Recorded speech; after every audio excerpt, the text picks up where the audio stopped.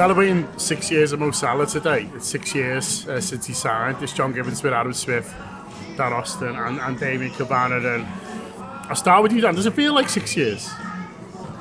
Not really. In that, I still that exciting first few weeks when he was scoring all the time, and you were thinking, oh, maybe we've got a really good one here. It doesn't feel that long ago. Yeah. But when you think of the amount of things that he's contributed to, the sheer amount of goals that he scored, but also the amount of brilliant ones as well, then it makes an awful lot more sense. And I was thinking about as well the sort of the difference in my life from when he joined to now. So I was still in uni when he joined, and my sort of 20s in loads of different ways have been defined by Liverpool being really good and the experience that's given me, but mainly Mohamed Salah being the one that's put the footy in the net in all of these different stages that have led to the brilliant stuff afterwards. So I was when you said this is what we're going to be talking about earlier, I was thinking about sort of how much I've changed in that time, or the people around me have as well. And when you think about football in those sorts of terms, it becomes a really long time, it feels like. But a really long time in the best way.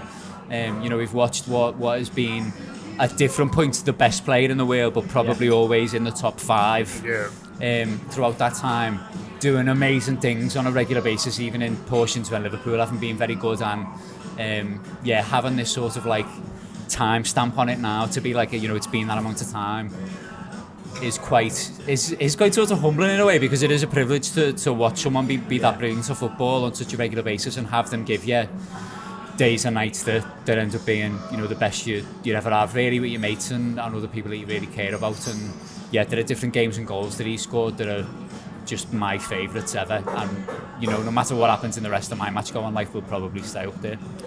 Watching the birth of a superstar is quite something, isn't it, Damian? And what I mean by that is that Liverpool have had some brilliant players, and you've seen a lot of them. And listen, Mo Salah was obviously a good player before he come to Liverpool, or Liverpool wouldn't have signed him. But there's a point a few months into when he comes where he just seems to realise his own talent. He's obviously being expertly coached. He's got Jurgen getting the most out of him, how we're using him. And just something clicks in him in that first year, around sort of November, maybe December, where he just goes up a level. And then by February and March, you are thinking you are watching the best player in the world. And to develop like that so quickly was something else. But to watch it is, Damien used, I think the word privilege there, and that's how it felt. You're watching greatness emerging before your eyes. Yeah, it's been fabulous watching the whole thing. I mean, I remember when he signed, a few of the lads on the WhatsApp group were and ahhing a bit. We've already got some good forwards. Where's he going to get in? And my observation was, I know he's lightning and that, but it was just it just exploded into this different type of player, like a good player, and you can see why they've got him and that. I think he must have surprised himself. I think he must have surprised the management team. They must have been there's a ceiling, but he just sort of went right over it straight away. I mean, when you're watching sport, you're genuinely watching one of the greatest players in the world, and then at some point, the greatest player in the world. And how many people get to watch that? And it's on a regular basis. But it wasn't like he was taken for granted in any way. He's been really celebrated, and I've really enjoyed that about him. Liverpool, Jan's just talking about his 20s there. He'll talk about Liverpool, through the eras, the Shanks era and the Paisley era. Obviously, we're in the Jurgen Klopp one now, when people will look back at that one at some point in the future. And each of those teams will have, Kenny will have been the team, the player under Paisley, and Keegan would have been, Shanks' protege. But this era will be defined that Jurgen was the manager, and Mo Salah was putting the ball in the net, was making the assists, was like a role model, and was doing everything right in this era.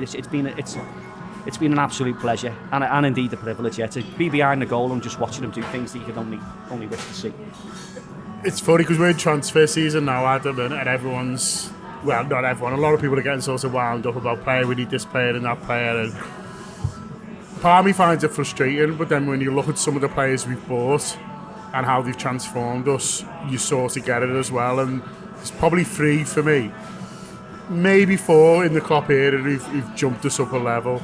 I think Alisson's one, I think Virgil, But I think Mo, certainly, you know, the one I'm maybe on is Sadio Mane, because maybe I'm being harsh on him, because I'm having that. Because he jumped us up a level as well, really. But what Mo did to take this team from, you know, just before the time we qualified for the Champions League, and then we get in the final that very first season. And listen, it's a team effort, but I don't think it happens without Mo.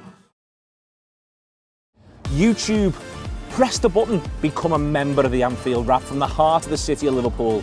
The best way to enjoy all your Liverpool-based videos, everything you need, every single day. It is the Anfield Wrap.